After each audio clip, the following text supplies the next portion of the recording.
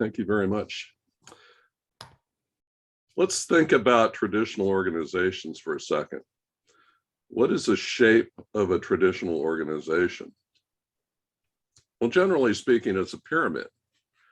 A few people on top with lots of power, and then various layers and broadening out toward the base. It's a pyramid. And the salient facts about pyramids are that they are tombs.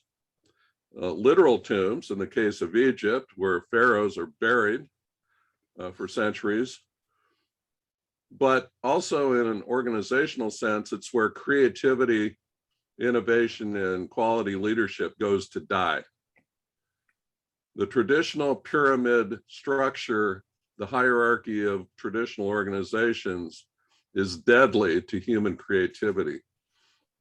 And human creativity is one of the foremost passions of individual human beings. We want to create. We want to build. We want to lead and innovate. We can't, because traditional organizations crush those aspirations. I'd like to share 5 reasons why traditional orgs crush diversity and inclusion, and why they suppress our roles as complete employee owners of our responsibilities. First of all, traditional organizations focus on blame. The way we got traditional organizations was October 5th, 1841. There was a train wreck in the eastern seaboard of the United States. 2 locomotives collided on the Western Railway, killing 2, injuring 17. And the Western Railway commissioned a study to understand the cause. It was a great national tragedy at the time. So they hired a civil engineer named George Whistler, who came in and performed a study, an analysis. And Major Whistler borrowed ideas from the Prussian military and decided that what the organization needed was an org chart. So he developed the world's first management org chart for a commercial organization. He introduced the ideas of functional silos, departments, command and control, management layers, specialized, non-transparent functions. And interestingly, those ideas were adopted widely and spread across the continent and then across the world in the industrial age. Well, that was fine at a time when information moved at the speed of Morse code, 1 character at a time. We don't live in that world anymore. We live in a world of light speed communication, instantaneous communication, global instantaneous communication. So these traditional org structures no longer serve our needs, do not serve us well. They suppress voices, they suppress diversity, inclusion, and ownership of one's roles and responsibilities. I call it train wreck management. So we live in pyramids practicing train wreck management. That's number 1. And the explicit purpose of train wreck management is to figure out who to blame when things go wrong. Because when things go wrong, the people at the top can point downward and say they didn't follow my instructions correctly. But the people at the bottom can point upward and say they didn't give us the right instructions. It's a perfect storm for zero accountability and blame shifting. That is the status of current traditional organizations. Number 2, organizations are bureaucratic and self-perpetuate waste and loss of actual human life and effort. Gary Hamel and his team at the Management Lab estimate that the cost of excess bureaucracy in the United States alone is $3 trillion per year. Extrapolate that worldwide. Now we're into the middle teens in terms of trillions of US dollar equivalents per year lost on excess bureaucracy. And it's not just a financial and economic cost, it's a moral cost. We are literally wasting people's lives, wasting human lives on work that does not matter. Excess bureaucracy. And this is an opportunity cost as well, because we're crushing individual initiative, individual leadership opportunities, individual innovation. We're crushing these things. Think about the poor executive at Decca Records who told the Beatles manager in 1962 that we don't like your boys' sound. Guitar bands are out. They're never going to be successful. What kind of a decision is that? And why should that decision be made by one person? What an epic failure. We don't include people's voices. We don't allow diverse perspectives. We don't allow complete employee ownership. And that's just one example. And we also have a loss of transparency because people in layers of management tend to keep information to themselves.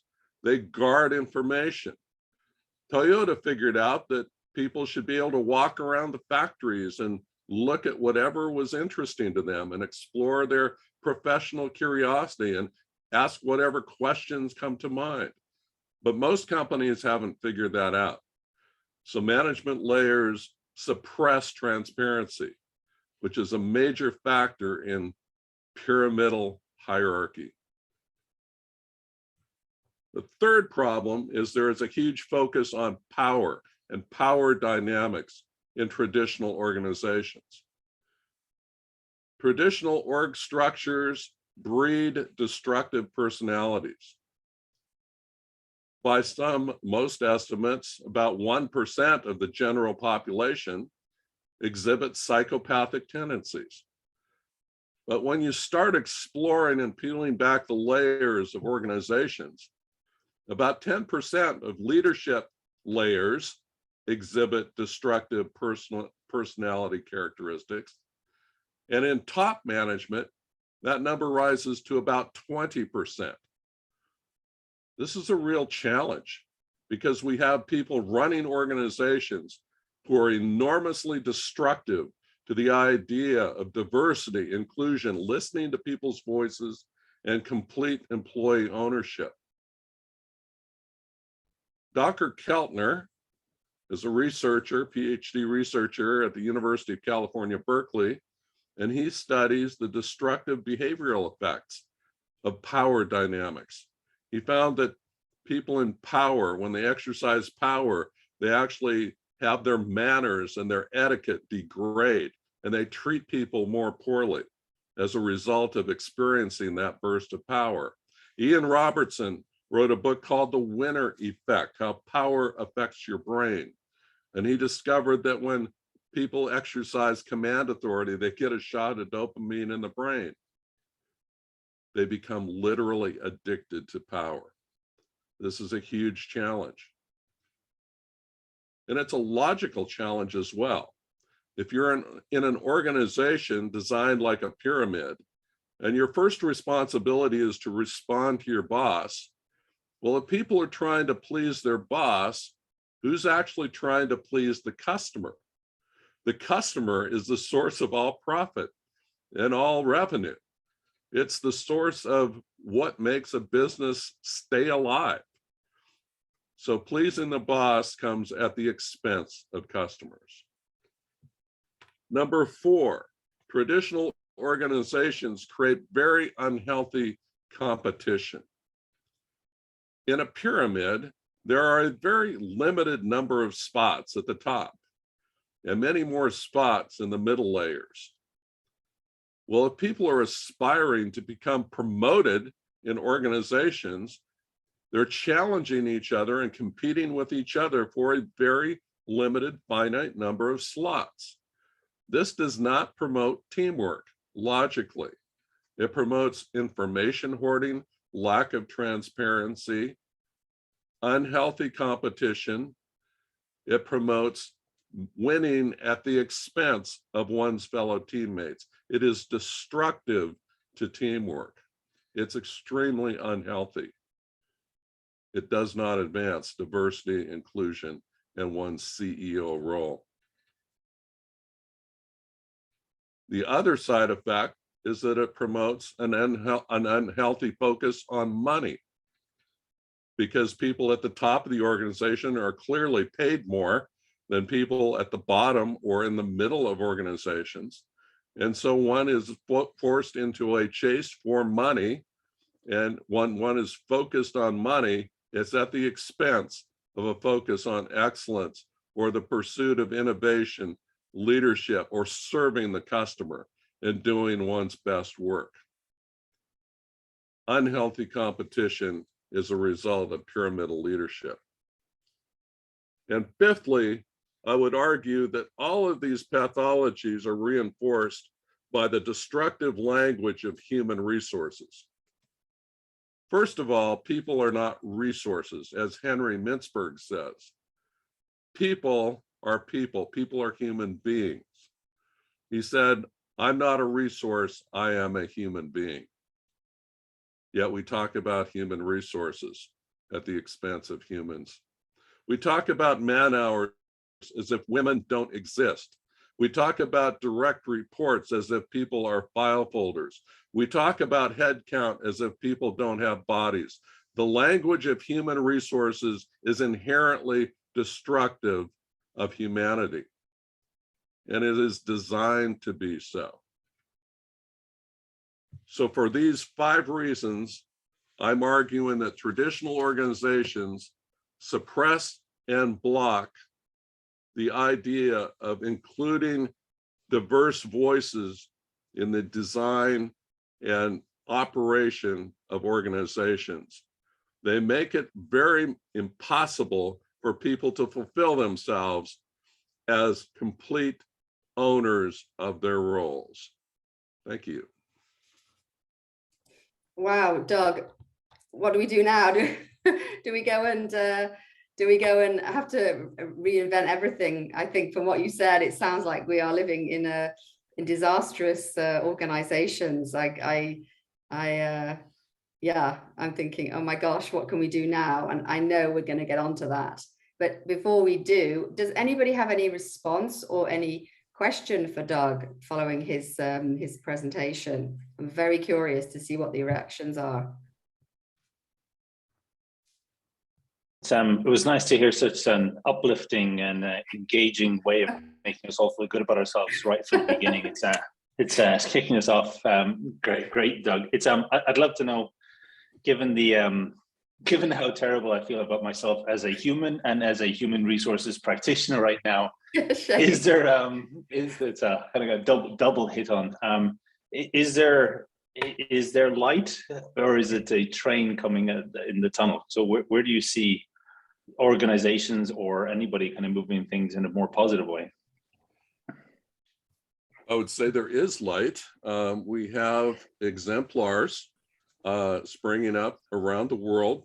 I was privileged to be able to help start one 32 years ago. My experience was with a company called Morningstar, which we started from zero and now is the largest tomato processor in the world with thousands of employees and multiple factories here in the state of California. We think everybody in North America has eaten our product, and we believe all of you have as well. We export worldwide. And we've never had a single human boss, no bosses, no titles, no managers, no supervisors, no vice presidents, no command authority. So it's about respecting the voice of each and every individual in the organization, and exhaustive respect and due process and listening and operating out of pure respect for human beings. So it is possible. There are other great exemplars around the world. We think of Buurtzorg, the healthcare organization in Europe. We think of W.L. Gore here in the United States. The higher group in China is very interesting. There are lots of organizations around the world that are providing examples of better ways of working and inching toward those better ways of working. So it's not that we don't know how to do this. We had self-managed agile teams in dog food companies 50 years ago. So it's more a matter of willpower and seeing a vision of a desired future state and leading toward that vision than it is any inherent structural reason why we can't do things better. Thanks, Shane. Does that help lift you up a little bit from where you were? It does, knowing that that there's at least some places out there. I mean, I agree with kind of what Doug had said in terms of especially the destructive language, and that conversation around resources I've had many times.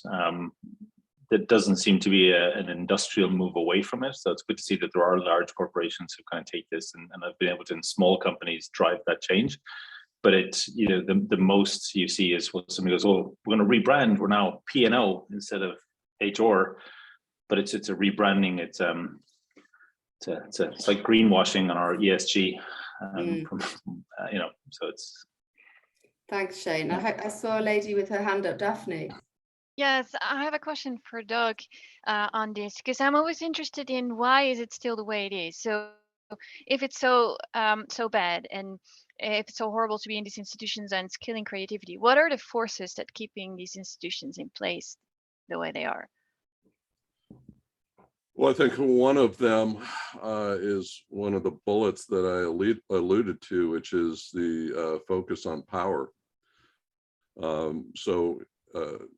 Not sure how business schools necessarily operate in Europe as much, but here in the US, it's very much about preparing business students for working the pyramid and how to climb the career ladder and how to get promotions and acquire, greater quantum of pay, perks, responsibility, titles, and all the rest. So we had the first business school here, Wharton.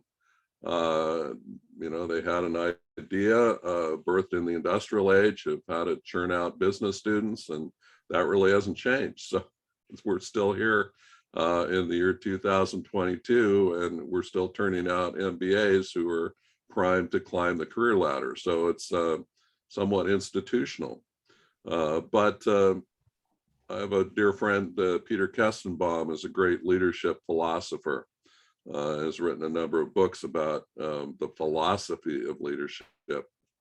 And we can look at data, and I shared a number of data points with you earlier, but change is going to come not from data, but from decisions. And data and decisions are two different things.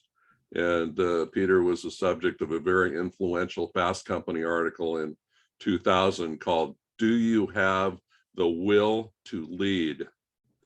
And it's about making a conscious choice to lead and to point toward a desired future state into which one can invite people to join on a journey of greatness. And so we need brave, bold leaders who are willing to engage in that journey, because just knowing the data, knowing all the problems of pyramid organizations is not enough. We have to do something about it. Thank you. Thank you,